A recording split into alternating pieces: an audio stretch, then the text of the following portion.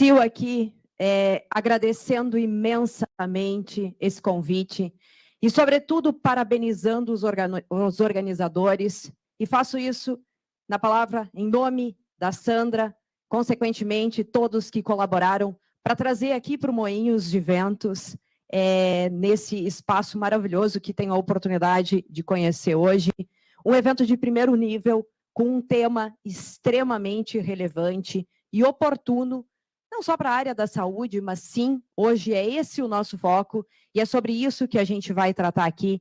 Então, meu muito obrigado e parabéns a todos vocês. Eu sei que eu fiquei com uma missão super difícil aqui, de mantê-los todos aqui até o final do evento. Esse é o pacto que eu quero combinar com vocês, para que eu não saia daqui e precise imediatamente buscar terapia. Tudo bem? Estamos combinados, então? Esse é o nosso acordo. Partimos disso, então, falando sobre privacidade, proteção de dados na área da saúde, no universo da Web 3, ou Web 3.0, um assunto super na moda, muito falado ao redor do mundo, o qual hoje eu venho aqui compartilhar um pouquinho com vocês. Mas vamos em frente. Falando um pouquinho da Aline, e eu sempre costumo brincar nas minhas apresentações, que eu gostaria que a minha mãe estivesse aqui, igualmente meu pai, porque as apresentações aqui do nosso colega, do Afonso, sempre são maravilhosas. E dito isso, muito obrigado aí por essa apresentação, mas eu costumo me apresentar um pouquinho diferente. Eu digo que eu sou uma inquieta, e uma inquieta desde o princípio, desde que eu nasci na minha cidade, chamada Viadutos, no interior do estado do Rio Grande do Sul, de fato existe, e cá estou, essa é a prova viva de que de fato existe, com 3.000 habitantes lá. É uma inquieta por quê? Porque eu costumo transformar coisas. E falo isso com tranquilidade porque na minha infância transformava a TV montada em uma TV desmontada. Entendam como quiser. Transformava um rádio em pleno funcionamento em um rádio com possível funcionamento. Costumo hoje ser uma entusiasta no que se refere à agricultura, porque saí do interior e muito me orgulha falar disso, então faço questão de pegar um terreno baldio e transformar em algo extremamente produtivo. E, por fim, linhas de códigos que podem sim transformar e ajudar a vida de todos vocês. Então, essa é a Aline sobre a minha perspectiva. Os títulos vocês já ouviram e fazem parte, sim, da minha vida, os quais eu muito me honro e sou muito grata a todos eles aí que o Afonso já contou para vocês. Mas vamos em frente. Web 3 ou Web 3.0. O assunto do momento, né, no mundo, não em Porto Alegre, e que nós hoje estamos tendo o privilégio, a honra de estar discutindo aqui, sob batuta da Sandra, e como eu disse, em nome dela, cumprimento todos os demais organizadores. Mas o que será que é esse Web 3, tão falado, tão discutido ao redor do mundo, e de que ele pode impactar positivamente, não só o segmento da saúde, mas, obviamente, em especial aqui, esse segmento. Gente, o Web3 não é apenas, exclusivamente, uma sigla, como a gente costuma ouvir. Eu posso dizer que o Web3 é uma soma de tecnologias, né? Que é um ecossistema, sim, descentralizado, obviamente baseado na tecnologia de blockchain, que é um assunto que está permeando aqui todo o evento e que vai continuar, mas muito mais do que isso. Eu acho que o principal, ele traz consigo uma série de benefícios, mas o principal deles é que não haverá mais a necessidade, tá, de autenticação. E aí, nesse momento, eu sei que vocês dominam esse conceito, mas quando a gente pensa em autenticação, consequentemente, vem à nossa mente algo que nos remete à segurança. E vamos falar, não haverá autenticação, mas haverá maior privacidade para os usuários, sem sombra de dúvida. E é sobre isso que nós vamos discorrer aqui, que eu vou tentar trabalhar com vocês, transitando entre o Web3, privacidade, proteção de dados, LGPD e, obviamente, no universo da saúde, portanto, nós vamos sair daqui às 17 horas. Vocês fizeram um pacto comigo, vocês lembram disso, né? Ótimo. Quando a gente fala que não haverá mais autenticação, algo que vale reforçar aqui e que eu não posso deixar de mencionar, é que nós nos tornamos, então, protagonista dos nossos dados. E somos nós quem decidimos compartilhar ou não. Mas vamos em frente. Falamos de Web3, vamos falar de privacidade. Esse é um tema que eu adoro falar e que eu respeito demais e que foi por isso que na minha jornada empreendedora e que hoje eu muito me orgulho, eu fundei a Privacy Tools, que trata justamente de cuidar ainda mais da privacidade, dos dados das pessoas. Mas o que é privacidade olhando para o contexto global ou geral da palavra? É cuidar do nosso íntimo, das nossas coisas, do que eu não quero que vocês saibam. E não é porque eu não quero que vocês saibam, é porque é meu, é privado, é importante, é exclusivo e único. Então, dito isso, privacidade, sendo um direito fundamental e, obviamente, reconhecido pela nossa Constituição, reconhecido um direito fundamental também da ONU, certo? A gente trata aqui de um direito fechado, da minha intimidade, do que eu quero guardar só comigo. Ok? Isso é privacidade. Avançando um pouquinho mais, a gente vai falar sobre proteção de dados. E aí alguns podem dizer, mas Aline, nós não estamos falando da mesma coisa? Privacidade e proteção de dados? Bom, proteção de dados, ao contrário, é um direito aberto. Quando nós decidimos vir aqui no Moinhos, e eu tive a honra de assistir um painel aqui com um time de elite do Moinhos falando sobre as inovações que o Moinhos está desenvolvendo, a gente vem para cá, preenche as informações, porque a gente tem interesse.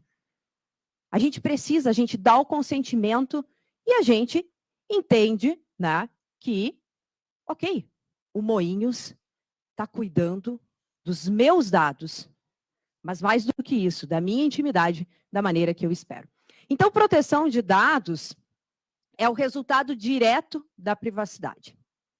Gente, eu não consigo ter privacidade sem que alguém proteja os meus dados.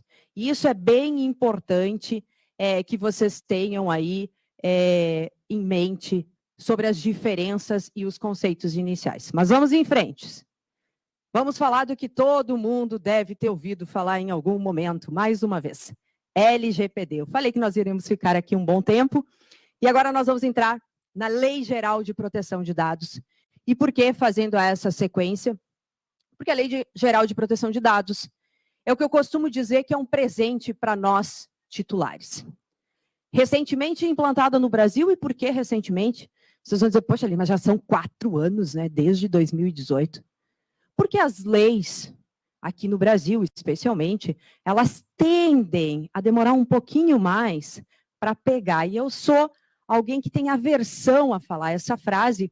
No entanto, ao longo da minha jornada aí, ao redor de 3, 4 anos na Privacy, diversas pessoas me perguntaram, Aline, essa lei vai pegar?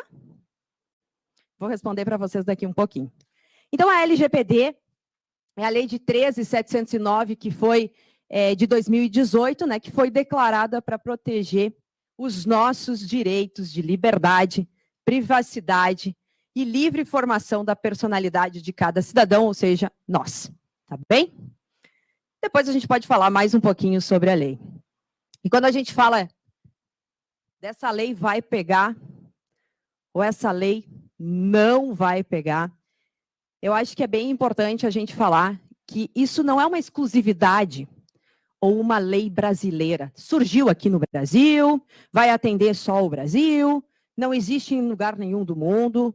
Na verdade, nós estamos bem atrasados. Ela surgiu a partir de um movimento muito forte na União Europeia, que se deu através da GDPR, começou por lá, e a partir disso, a LGPD e outras tantas, como a PIPEDA, CCPA nos Estados Unidos, enfim, PIPEDA no Canadá, GDPR na União Europeia, LGPD no Brasil, nós temos mais de 170 países que hoje já estão com leis tratando dos nossos dados. E é um assunto que permeia, obviamente, toda a pauta, como eu disse, de extrema relevância aqui. Então, a LGPD veio para nos brindar, para nos garantir aquele presente que eu mencionei para vocês há pouco tempo. Até ontem, gente, era muito comum que a gente ligava lá para os amigos e dizia o seguinte: e aí, Gabriela, faz o seguinte, me manda aí a lista dos clientes da tua clínica, porque eu estou lançando aqui, ó, um serviço novo e eu vou mandar para os teus clientes, porque a gente não compete, mas o teu cliente é meu cliente, então por que eu não posso fazer isso? Dito isso, no momento em que nós temos uma lei que nos resguarda acerca do nosso presente, que é o nosso direito fundamental, que é a nossa privacidade, a gente começa a ter que ter mais cuidados acerca de como nós vamos transitar com esses dados. Mas vamos em frente. E agora eu quero aproveitar um pouquinho aqui, fazer uma pergunta para vocês. Quem aqui tem cartão de crédito? Vocês estão tímidos, eu sei, é meio-dia, eu estou com fome, bora lá. Quem aqui tem cartão de crédito? Excelente. Quem aqui tem medo de perder o cartão de crédito? Os que levantaram a mão é porque o limite é bom. É por isso. Deve ser um Infinity. Só pode. Mas todos vocês têm, né? Perfeito. O meu está aqui. Ok? Visa, não é Infinity. Certo? Se a gente perder um cartão de crédito, a gente tem alguns riscos. Nós vamos perder alguns dados. Certo? Mas, eu pergunto a vocês, quanto tempo, a partir do momento em que a gente perde o nosso cartão de crédito, a gente consegue, de alguma maneira, recuperar, enfim, ele, pedir outro, falar com o nosso gerente, acionar o seguro da Visa, da Master, da nossa operadora? 2 horas? Um dia? Enfim. Ok? Mas isso nos incomoda, nos tira o sono, nos remete a um problema. Quando a gente perde o cartão, fica... Ai, perdi o cartão. Vou ter que ligar para o meu gerente. Lá vou eu naquele boot da Visa. Vou ficar 1 hora no boot, digitando e nunca vai para frente. E eu não consigo dizer. E eu tenho que provar que eu perdi, eu tenho que mandar o BO. Dá uma dor de cabeça, né? Alguém aqui gosta de perder? Alguém que perdeu, teve uma experiência positiva? Alguém? Não sejam tímidos. Alguém teve uma experiência positiva quando perdeu o cartão de crédito? Não, é chato. Ninguém vai levantar a mão. Ninguém quer perder o cartão de crédito. Mas ele está aqui e é fácil de perder. E agora vamos trazer para a saúde. Vou contar uma história para vocês. Imaginem vocês uma startup em pleno crescimento. Essa startup está prestes a ir para a série A. E é feita uma análise criteriosa sempre que alguém vai investir numa startup. Em todos os sentidos. Mas, por algum motivo, é vazado uma informação de que a CEO daquela startup, ou o CEO daquela startup, enfim, o board daquela startup, está com uma doença degenerativa. Com licença, senhores. Isso chega de maneira ilícita, possivelmente, até a mesa do fundo. E possivelmente foi uma invasão e não um vazamento. Mas, gente, essa startup, hoje, emprega 100 pessoas. Atende mais de 1.000 empresas. Impacta milhares e milhares de vidas todos os dias. E possivelmente, por um vazamento criminoso, sem contexto, esse investidor, e com toda a cautela que o investidor tem, daria 10 passos atrás, não 1. Porque alguém aqui, se é investidor ou foi investido, deve ter ouvido a seguinte frase: eu não invisto no cavalo, eu invisto no jockey. E se o jockey não está bem, problemas à vista. Então, por que privacidade e proteção de dados é relevante na área da saúde? Porque, eventualmente, por um crime, por um vazamento, sem contexto e que eventualmente é improcedente e até mesmo criminoso, pode-se acabar com a vida e o futuro da empresa. Uau, Aline, que dramática que você é. Não, nem um pouco. E falo por quê. Se vazarem dados de crianças, vocês, melhor do que eu, sabem quantas crianças cometem suicídio por informações equivocadas acerca de situações psicológicas e tudo mais. Não só crianças, adultos também. Mas, Aline, e aquele teu cartão? Barbada. Acabou de deixar de existir. Ok? E vocês vão dizer que como é que tu vai pagar o almoço? Quebrei, não é? Tá tudo bem. Tá aqui no meu celular. E amanhã, ou hoje, eu vou ligar para o meu gerente e vou pedir para ele um novo cartão. E esse problema inexiste. Então é por isso que é extremamente relevante, preocupante, sério, o assunto que hoje, pela batuta da Sandra, nós estamos debatendo aqui. Tira a nossa dor de cabeça, perder o cartão de crédito. Traz dor de cabeça, perder o cartão de crédito. Gente, vamos falar sério? Vamos falar o que é relevante? Mas vamos em frente. Vamos em frente porque temos mais assuntos para debater. E quais são os dados que devem ser protegidos ou que têm que ser protegidos? Bom, históricos de exame. Foi exatamente o exemplo que eu dei. Dados cadastrais de pacientes. Moinhos de Ventos é uma mina de ouro. A gente sabe que é o terceiro grupo hospitalar reconhecido na América Latina. Então é uma mina de diamante. É muito mais. E sem dúvida, hoje, a equipe de governança do Moinhos de Ventos, juntamente com o presidente do hospital e todo o corpo, olha para esse assunto com um critério absurdo. Porque sim, é um assunto de extrema relevância. Mas o que mais? As condições psicológicas, médicas dos nossos pacientes. Então, esses são os dados que devem ser preservados com unhas e dentes e com toda a força que vocês têm, tecnológica, humana, de aculturamento, enfim, e outros tantos que vocês têm possivelmente dentro do órgão. Eu quero falar rapidamente para vocês alguns cases que já estão trabalhando no processo de adequação. Eu falo com orgulho que nós estamos ajudando a Unimed do Ceará, enquanto Privacy Tools.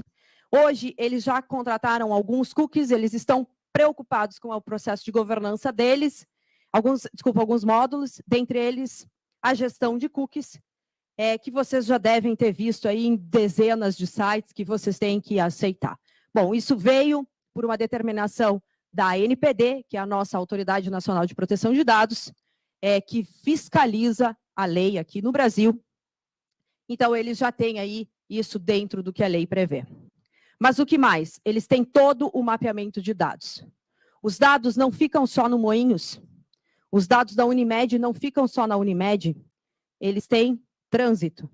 E dito isso, é importante que seja feito um mapeamento para quando há um pedido de um titular, que somos todos nós, como muito bem observado há pouco no outro painel, todos nós somos pacientes, todos nós somos titulares. Então, não podemos gerar uma gincana quando a Aline pede para pagar os dados, tá?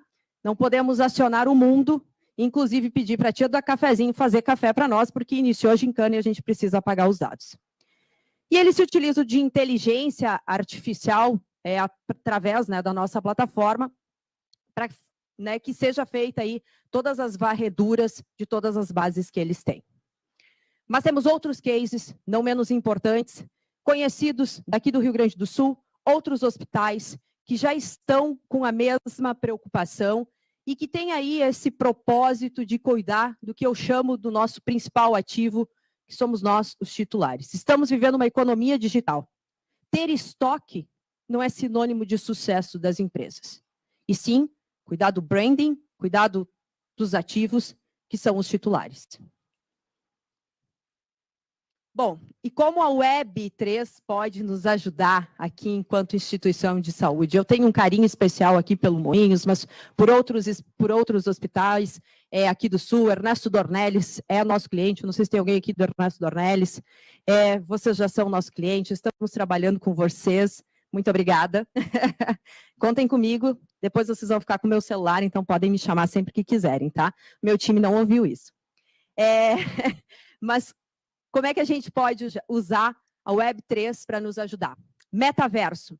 Vocês já imaginaram que tenha um avatar do médico, um avatar da Aline, e a partir da telemedicina, que a legislação avançou e que está ainda sofrendo algumas atualizações, através da realidade, se utilizando do óculos, a gente possa realizar consultas através do metaverso, se utilizando aí de avatar, e usando a tecnologia ao nosso favor em prol do paciente.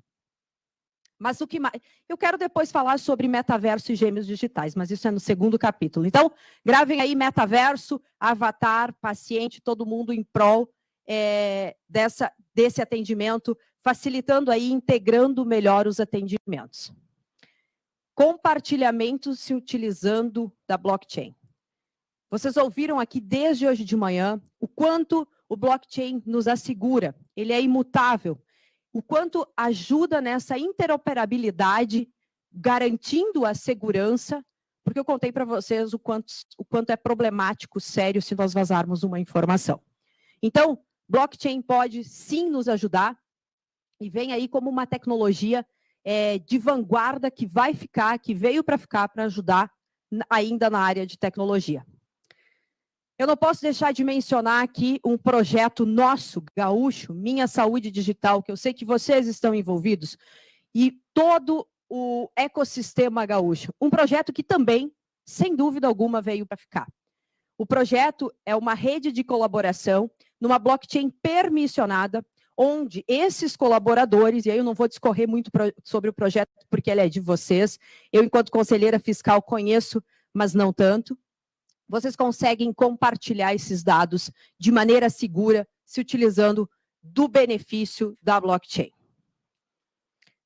Gêmeos digitais. Lembra que eu falei da Aline, o avatar, o médico, metaverso? Já imaginaram se a gente consegue criar um gêmeo digital do corpo humano para que o médico, a partir disso, consiga ter um diagnóstico mais preciso do que efetivamente a Aline tem? Gente, isso não é filme de ficção. Já é possível. Gêmeos digitais é extremamente utilizado na indústria. Nós precisamos trazer isso para a realidade da saúde e salvar mais vidas. Fazer com que esse propósito seja ainda mais presente. Mas e o que mais, Aline? Inteligência artificial.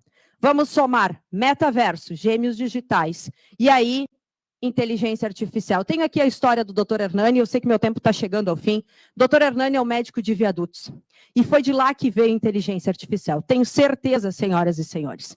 Por quê? Dr. Hernani era médico da minha avó, foi médico da minha mãe e foi meu médico. Eu chegava, eu sentava e ele dizia: Aline, você tem isso, isso e isso. Eu, meu Deus, eu nem dei oi ainda. Então, a inteligência artificial surgiu de lá. E por que eu falo isso? É uma soma, com toda a modéstia, né, gente? Veio de Viadutos.